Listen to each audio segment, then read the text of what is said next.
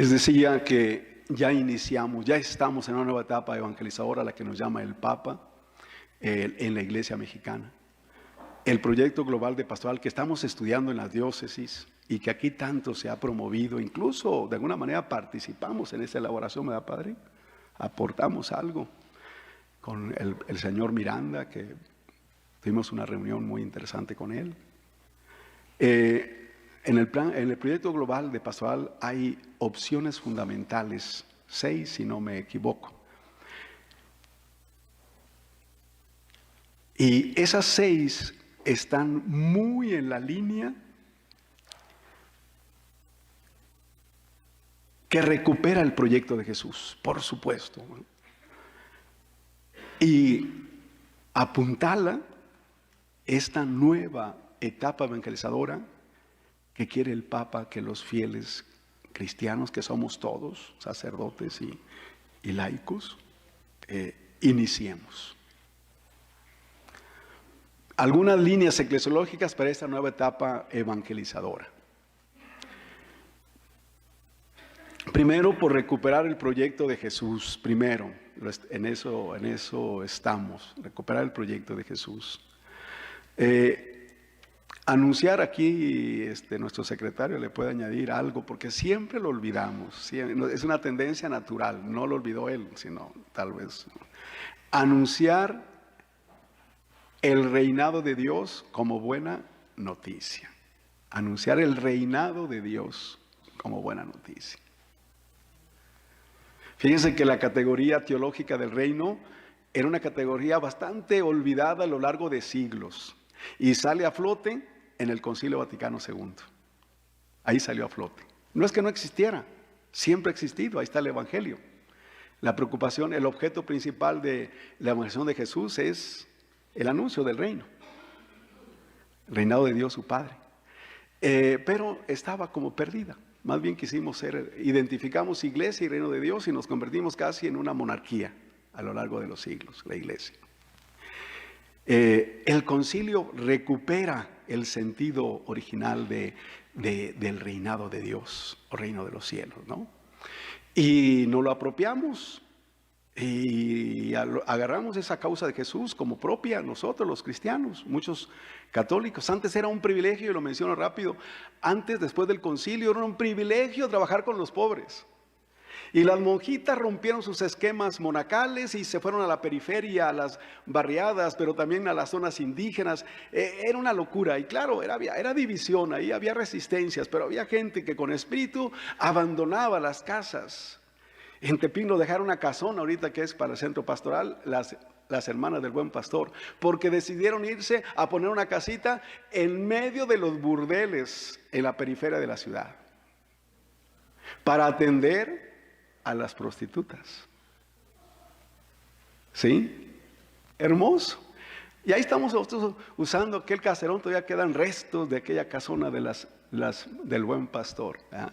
Pero ahí se fincó la casa principal de la ciudad como centro pastoral.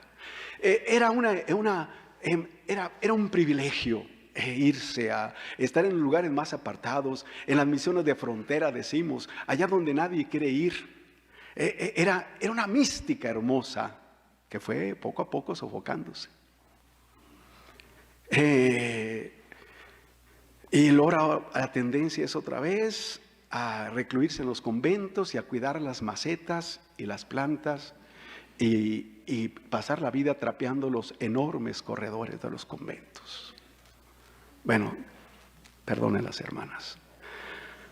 3. El Espíritu de Cristo resucitado es nuestra esperanza. Darle centralidad al Espíritu de Cristo resucitado, porque Él es fuente de vida, Él es fuente de fe, de amor, de esperanza. Recuperar esa riqueza que ahí está, pero nos falta aprovecharla más, el Espíritu de Cristo resucitado.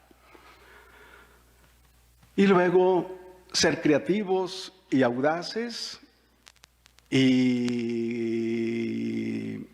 desatar procesos de humanización, procesos de evangelización. Y en eso ustedes son maestros. Aquí hay muchas formas, muchos espacios de evangelización, de humanización. Lo vamos a ver más al rato después de que pase el temblor. Es para que no se les olvide.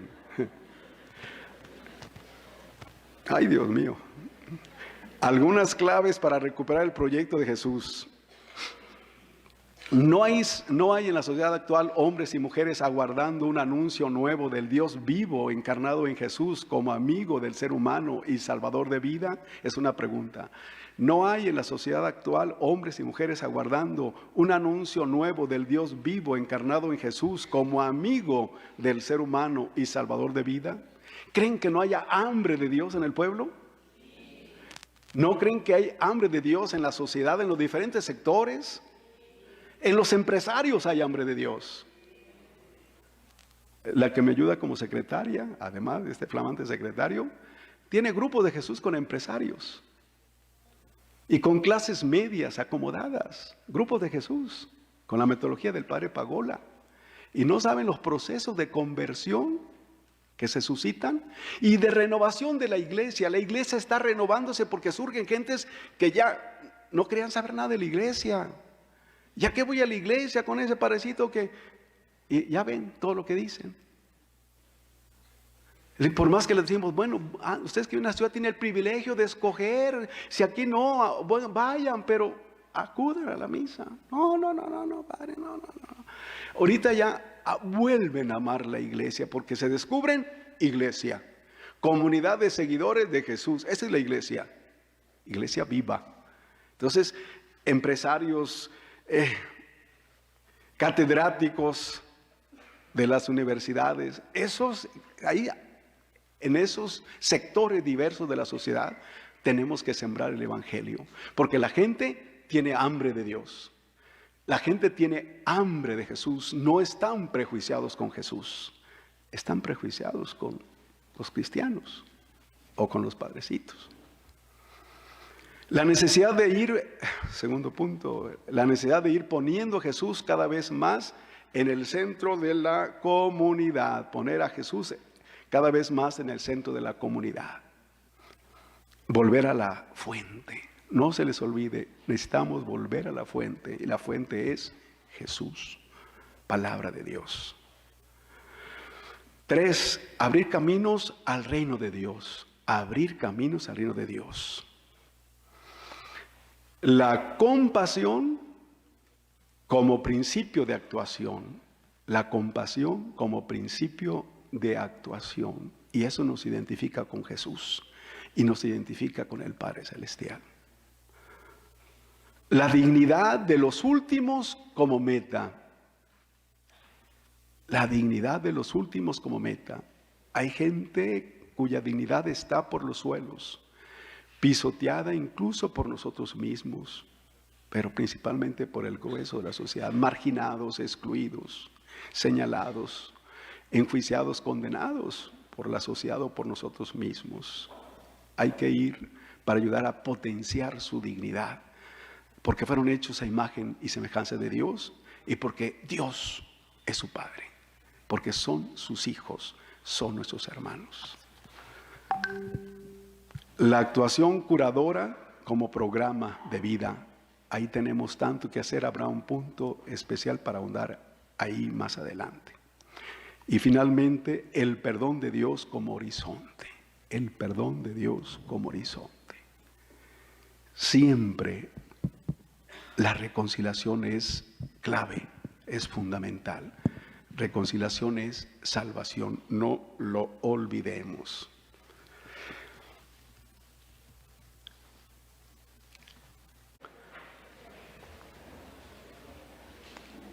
Entonces, para ubicarnos en esta nueva etapa evangelizadora marcada por la alegría de Jesús, hemos visto que algunas claves para recuperar el proyecto de Jesús y estar en esta etapa evangelizadora son un modelo de parroquia o comunidad en proceso de renovación evangélica, un proceso permanente. Eso es anunciar el Evangelio, a eso nos envió Jesús. La necesidad de ir poniendo a Jesús cada vez más en el centro de la comunidad. El centro del anuncio del Evangelio es Jesús y la llegada de su reino, que es el reino de su Padre.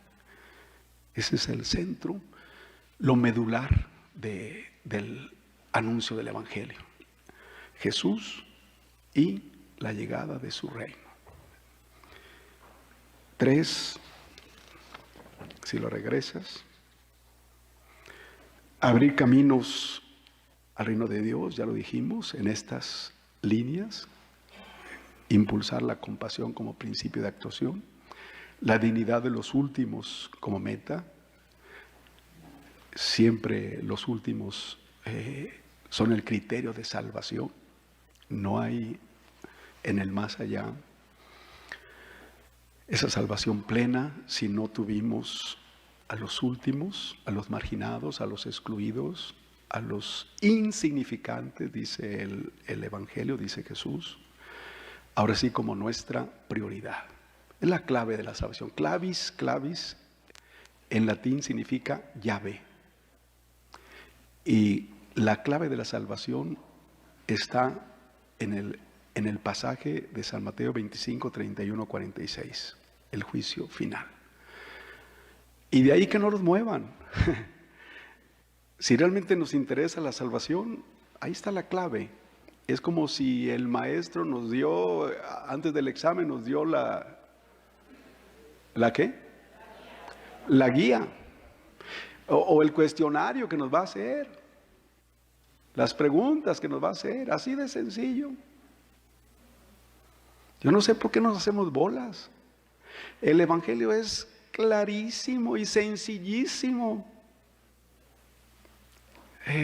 Mateo 25, 31, 46, el juicio final. Ahí Jesús nos dice que nos va a preguntar el día que nos encontremos con Él. Por eso la dignidad de los últimos es nuestra meta. ¿Verdad? Y una actuación curadora como programa de vida, programa de evangelización. Jesús nos envía a anunciar el Evangelio y a curar los enfermos. Curar enfermos. Ojo, tenemos que volver a eso. Y luego el perdón. Somos anunciadores de la reconciliación. Presentar ese Dios misericordioso, compasivo, que abraza a todos, no excluye a nadie, que siempre perdona. El Papa insiste tanto.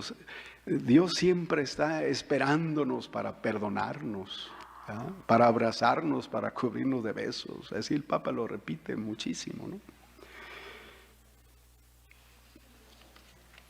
Vamos a recuperar el espíritu profético de Jesús. El profeta es Naví, así se le llama, no está capturado aquí, es Naví con B grande, es decir, un hombre o una mujer, llamado por Dios para decir al pueblo cómo se ven las cosas desde su corazón. Ese es un profeta. La persona llamada por Dios para decir al pueblo cómo se ven las cosas, la realidad, desde el corazón de Dios. Es un hombre o una mujer llena del Espíritu de Dios, esa persona, llena del Espíritu de Dios, que habla en nombre de Dios, expresando el sentir de Dios sobre la realidad, las realidades. Ese es el profeta. Y nada fácil, porque a veces tendrá que anunciar cosas que no son aceptadas por la sociedad en que vive, o el pueblo, o la comunidad, o la iglesia misma. Pero ese es el papel del profeta. Y profetas somos todos los bautizados, porque nos injertamos en Cristo. Y tenemos la misma vida de Cristo. Y Cristo es sacerdote, profeta. Pero pónganle rey-pastor. O pastor-rey. ¿Sí? Porque nos quedamos con lo regio y ahí nos quedamos. Sacerdote, profeta, pastor, rey. Pónganles, pastor, rey. Todos pastoreamos la iglesia. Todos ayudamos a Jesús a conducir la iglesia, su rebaño, sus ovejas, hacia pastos verdes y aguas limpias, o sea, vida. Ese es el pastoreo. Y todos somos agentes de pastoral. Porque somos pastores junto con Jesús. Todos los fieles cristianos, no solo los padrecitos, que tenemos un encargo especial. O sea, a nosotros se nos exigirá más. ¿Sí? Somos sacerdotes, profetas y pastores. Sacerdotes todos, porque participamos, ya lo sabemos, del sacerdocio común de los fieles. Todos podemos relacionarnos directamente con Dios sin intermediarios. Lo podemos hacer. Podemos ofrendar nuestra vida, nuestros trabajos, nuestros sacrificios, todo se lo podemos ofrecer a Dios como una ofrenda agradable a sus ojos. Somos sacerdotes y sacerdotisas. ¿Sí? Profetas, todos estamos llenos del espíritu profético de Jesús, todos. Pero no lo dejamos actuar, lo tenemos reprimido a ese espíritu profético por miedo, o porque no conocemos, o porque nos falta información, o qué sé yo, pero no ejercemos la profecía. Y también porque a los profetas les va generalmente mal, acaban siendo sacrificados. ¿A cuántos profetas no mataron en el Antiguo Testamento? ¿Cuántos se libraron? Decía un obispo que todavía vive, gracias a Dios, viejito, pero y muy santo desde mi punto de vista, don Pedro Casaldáliga, obispo de São Félix da Araguaia, en el Mato Grosso, en Brasil.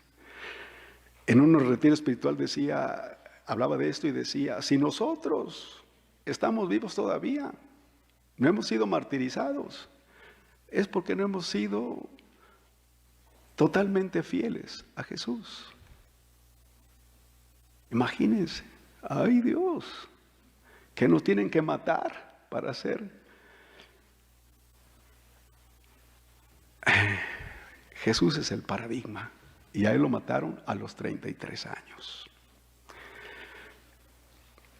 Cuando la religión, sea esta u otra, sea la religión católica u otra, se acomoda a un estado de cosas injusto, cuando los intereses religiosos no coinciden ya con los intereses de la justicia de Dios, cuando la crítica no puede ser practicada desde el templo porque ha desaparecido la pasión por el Dios de los pobres, sustituido por el Dios del dinero y del orden, cuando la religión es utilizada para cerrar el paso a toda novedad, considerándola una amenaza para lo establecido, cuando ya casi todos han olvidado que Dios es libre y puede actuar al margen y hasta en contra de esa religión que lo mantiene cautivo a Dios, aparece el profeta.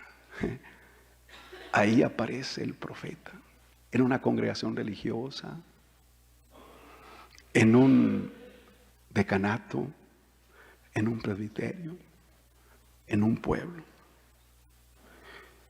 En nombre de ese Dios, el profeta sacude la indiferencia y el autoengaño que reina en casi todos. Libera la religión de la insensibilidad hacia los últimos.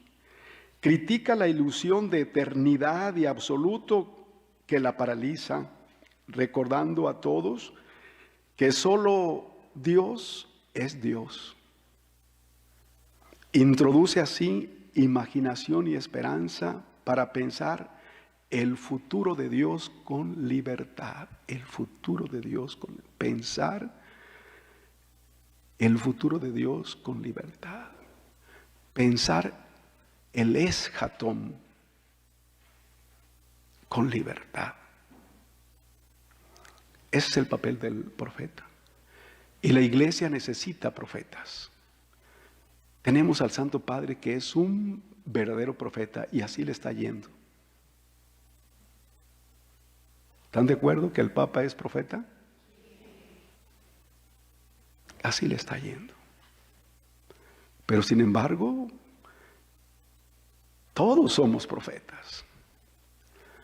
Si renunciamos a ser profetas, sacerdotes, pastores, estamos renunciando a nuestra identidad cristiana. Cristo no está en nosotros. Nosotros no estamos injertados en Cristo.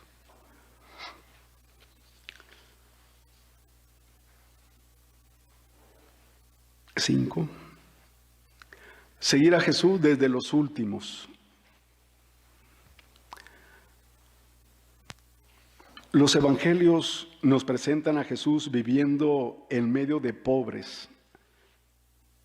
Tohoi, P-T-O-Hoi, pobres. Siempre se habla en plural, no pobres, sino pobres. No se trata de algunos mendigos o necesitados ocasionales. Los pobres de los que se habla en los evangelios son el estrato o sector más oprimido, los que están en lo más bajo de la escala social. En Galilea la mayoría de la población era pobre, pero al menos tenían un pequeño terreno o algún trabajo para sobrevivir. Cuando en el evangelio se habla de los pobres, estos son los que no tienen lo necesario para vivir. Los indigentes, gente que vive al límite o por debajo del mínimo vital. Los pobres son los desposeídos. Hoy día hablamos no de pobres, sino de empobrecidos, que además son creyentes. Hay algunos rasgos comunes que caracterizan a ese sector oprimido, como también a los últimos de todos los tiempos. Todos ellos son víctimas de los abusos y atropellos de quienes tienen poder, dinero y honor. Todos viven un estado de miseria del que ya no podrán escapar. No pueden defenderse de los poderosos. Viven excluidos de una verdadera convivencia. En realidad son muy insignificantes para la sociedad. Hoy el neoliberalismo les llama masas sobrantes. Hoy día el neoliberalismo les llama masas sobrantes.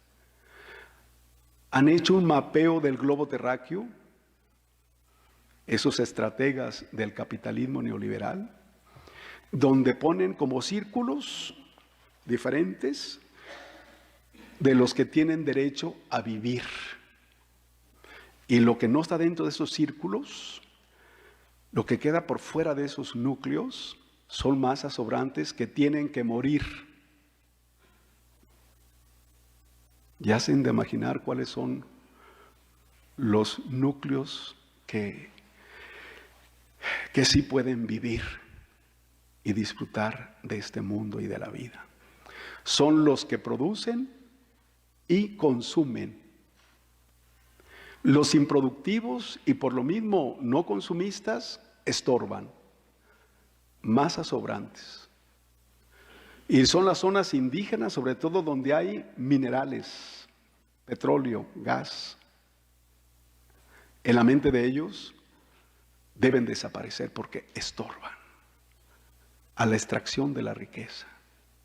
Su Dios de ellos, de los neoliberales, aunque vayan a misa, no es el Padre de Jesús. Es el dinero. El dinero es un falso Dios sanguinario que solo se sacia con la sangre humana, con sudor y lágrimas, y se sacia con los restos de la madre tierra que se sacrifica. Eso es lo único que sacia a ese Dios dinero. Y Jesús nos dice a nosotros, ustedes no pueden servir a Dios y al dinero. Es importante reflexionar sobre todo esto. Esto yo lo aprendí en Perú, en la Amazonía peruana. No cuentan las comunidades. Si se intoxican, que se intoxiquen. Contratan a los jóvenes para ir allá le llaman, las empresas madereras, la gente indígena les llama, se fue a la madreada, se fue a la madreada y ya no regresan. Los contratan con engaños y promesas de sueldos y toda la cosa, trabajan en lo que se ocupa, no les pagan 2, 3 meses. Cuando ya se unieron, se organizaron, tomando conciencia de que pues, son tal dinero, que nada más les dan de comer como esclavos, y logran por la presión que les paguen, muchos de ellos deciden regresarse. Pero luego la empresa, americanas o canadienses, yo traigo atravesado a Canadá aquí, porque yo siempre admiraba a Canadá, pero bueno, una cosa es el pueblo, otra cosa son las transnacionales. Mandan sus guardias blancas a perseguir a los que se van, los matan y les quitan el dinero para regresarlo a la empresa. Que se mueran. Es criminal la presencia de las transnacionales. No les importa la vida humana y menos la vida de la madre tierra. Lo importante es producir, generar, multiplicar dinero, que ni se lo acaban tanto dinero. No sé para qué quieren tanto dinero. Estos son los pobres, las masas sobrantes. Ahí tiene que estar la iglesia. Ahí, con estos, los insignificantes. Porque ahí estuvo Jesús. Nosotros como iglesia, al igual que Jesús, no podemos buscar el reino de Dios y su justicia olvidando a los últimos. Tenemos que hacer sitio en nuestras parroquias, espacios para ellos, a los enfermos, a los desvalidos, a cualquier tipo de personas excluidas, para hacerles ver que tienen un sitio privilegiado en el reino de Dios, para eso, para hacerles sentir que Dios los ama, para hacerles sentir que son nuestros hermanos, para hacerles sentir que son hijos de la madre iglesia. Si la iglesia no es madre, no sé qué sea. Santa Madre Iglesia decimos, y debe ejercer su maternidad. Debe dolerle el dolor de sus hijos, el sufrimiento de sus hijos, la marginación de sus hijos, la exclusión de sus hijos. La madre no excluye a nadie, se está sana, mental, psicológica, espiritualmente. Una madre no excluye a nadie. Y tiene una dedicación más especial por aquellos que más necesitan.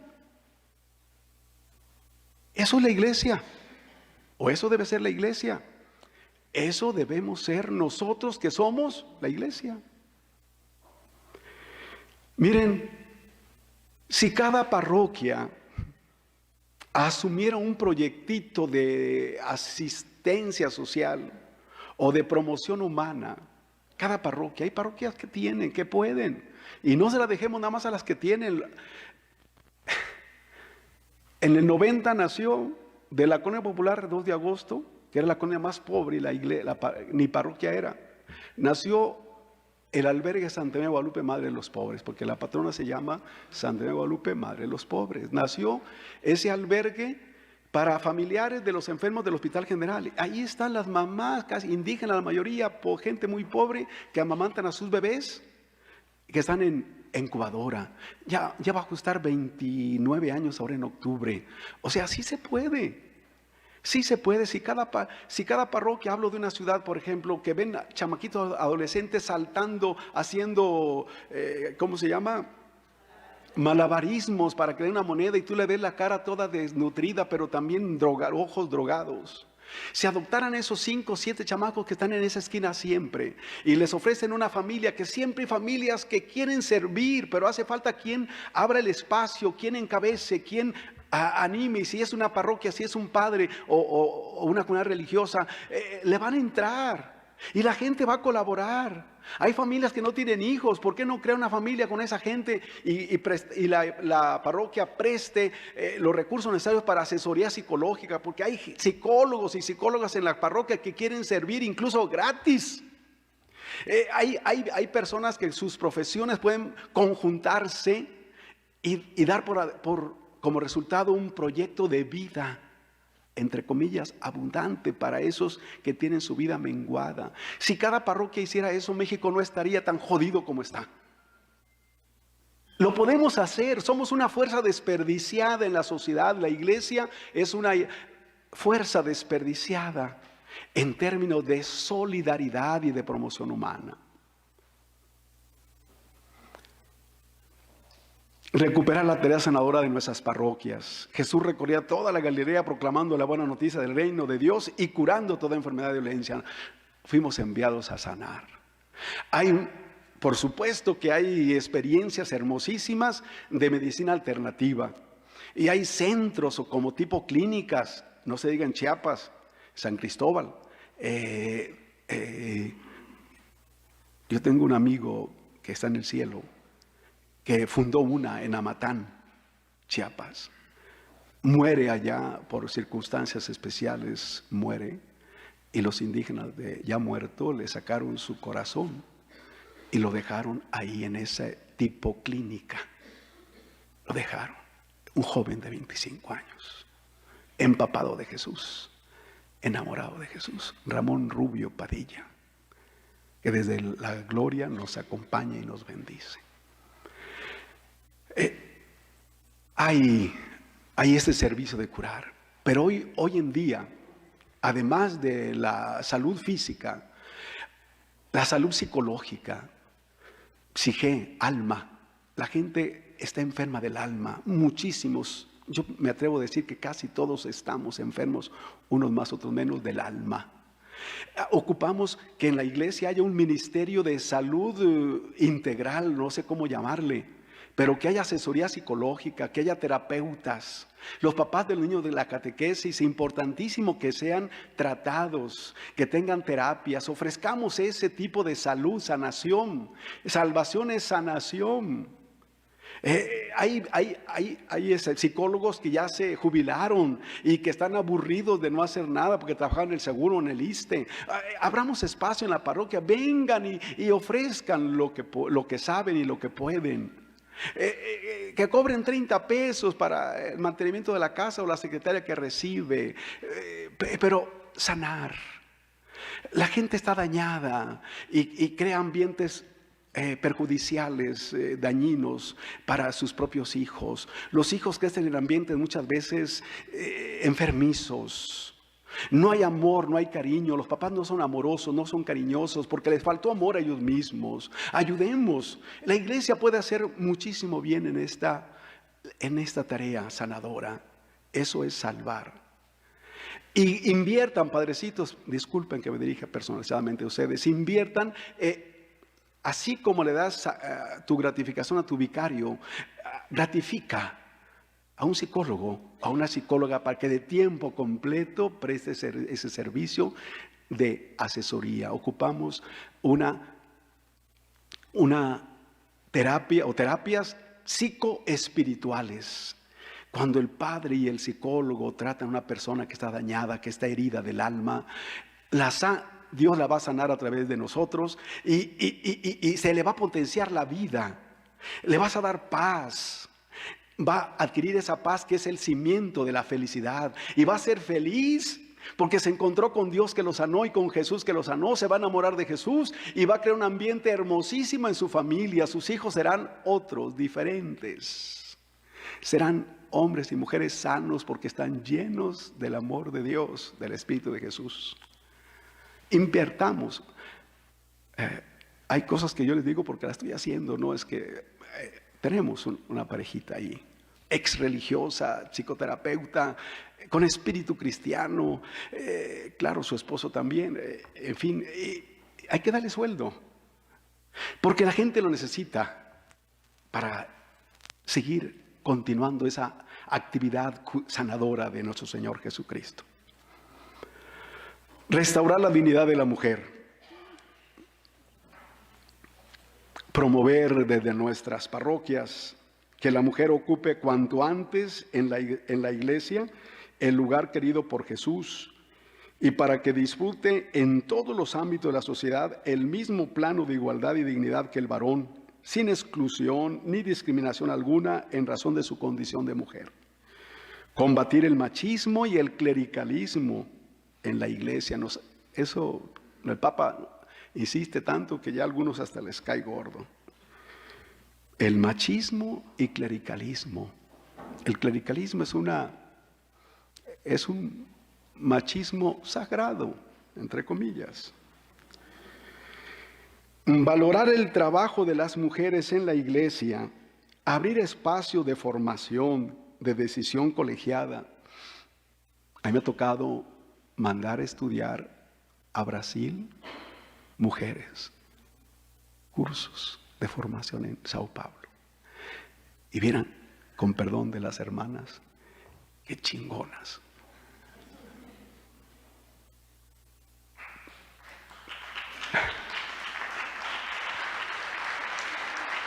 Sí. A las mujeres el aplauso. Allá en el Perú, allá en la misión San José del Amazonas, Vicariato Apostólico, había 17 puestos de misión que son como parroquias, que no son parroquias, puestos de misión. Las párrocas, la mayoría estaban en manos de mujeres, porque no había padres. Esa era la razón principal. Pero ¿saben qué? Las comunidades con más vida, con más participación, con más coherencia en la vida evangélica, eran donde las mujeres eran las párrocas. Mis respetos, créanme que yo a una de ellas que tenía 42 años de párroca, en San Antonio del Estrecho, casi colindando con Ecuador, cuando yo llegué por primera vez, después de la primera Eucaristía, porque me recibieron apoteóticamente, hacen de imaginar, va ella acompañada de un grupo a la sacristía para decirme: gracias, Padre, porque esta es la primera misa después de 3 años, 4 meses, 22 días, la primera misa. Estaba con un gozo en su rostro, con una alegría por la misa. ¿Y saben qué me brotó del corazón? Yo no sé ni qué fue, yo pienso que fue el Espíritu de Dios. Le dijo: gracias a ti porque mantiene de la fe de este pueblo. Y me agaché y le besé los pies.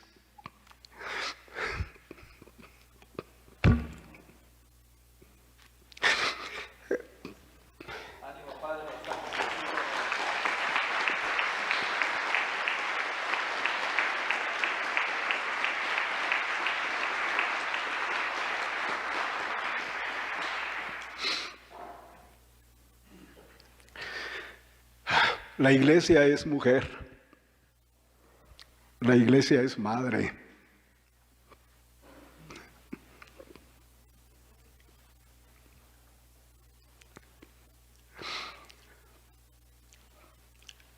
El comité que me recibió cuando acuatizó la avioneta en el río, o la comisión, o como le llamen, era el gobernador de la región, era el presidente municipal, el alcalde, le llaman allá de otra manera, era el comandante de las fuerzas armadas y el de la marina, porque hay marina en los ríos. Todos habían sido formados desde la primaria, y ella, prepa, universidad, fuera. Una región eminentemente cristiana.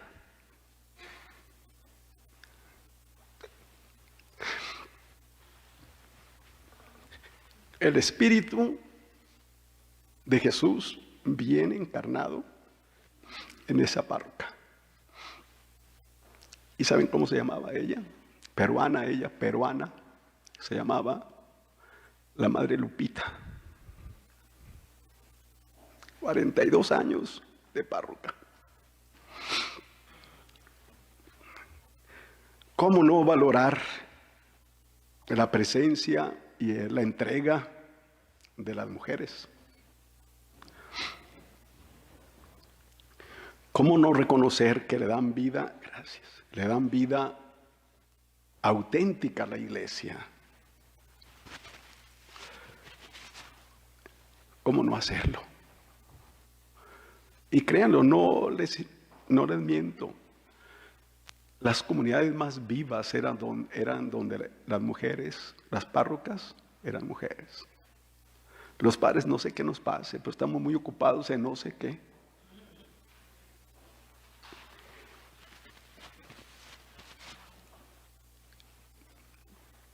Valorar el trabajo de las mujeres en la iglesia, abrir espacios de formación,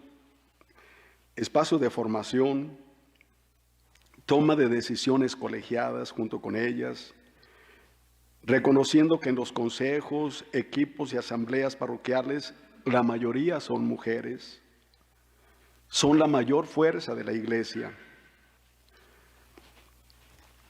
Necesitamos un espacio sin dominación masculina, con práctica asamblearia, práctica de asamblea, o sea, donde puedan opinar todo mundo, donde se tomen las decisiones en base a las mejores ideas, las más convenientes para la comunidad.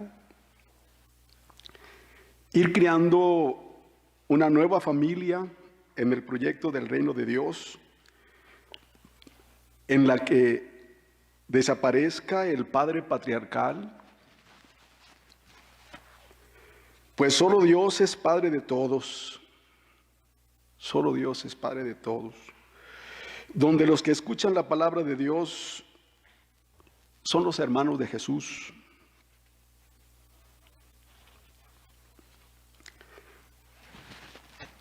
donde la mujer tiene que portar lo suyo,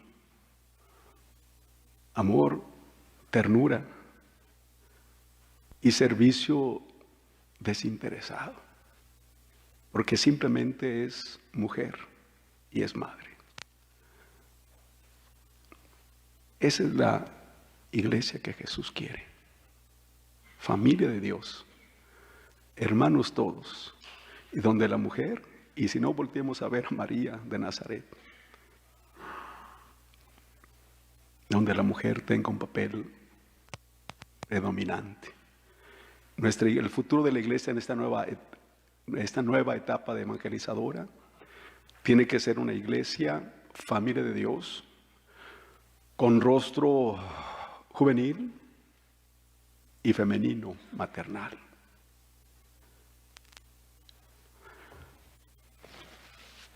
Termino con esto: recuperar la experiencia vivificadora de Cristo resucitado, recuperar la experiencia vivificadora de Cristo resucitado, recuperar el Espíritu del resucitado. Todos los días es una tarea permanente.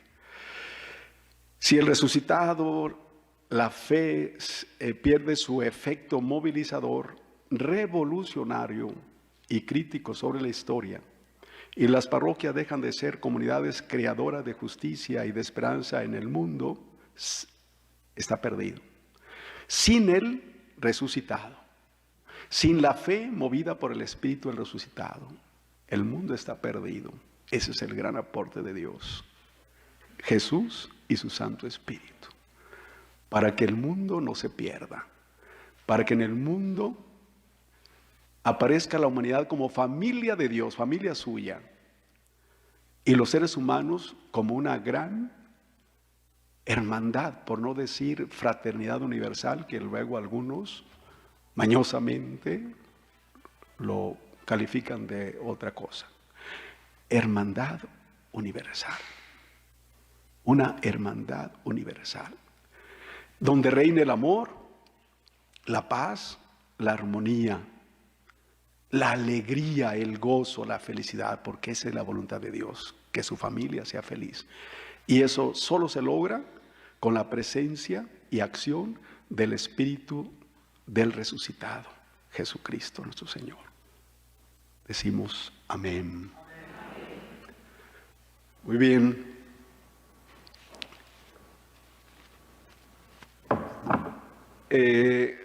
No sé, yo quería crear un espacio ahorita de diálogo, pero para que platiquemos todos o digamos cómo nosotros, nuestra diócesis o el pueblo donde tú estás, porque todo empieza desde abajo, desde la base, cómo estamos recuperando el proyecto de Jesús. Y yo quiero pedirle porque el buen juez por su casa empieza, al Padre Miguel de San Juan de los Lagos, que si pasa para acá, y a Tere de Colima, que si pasa para acá.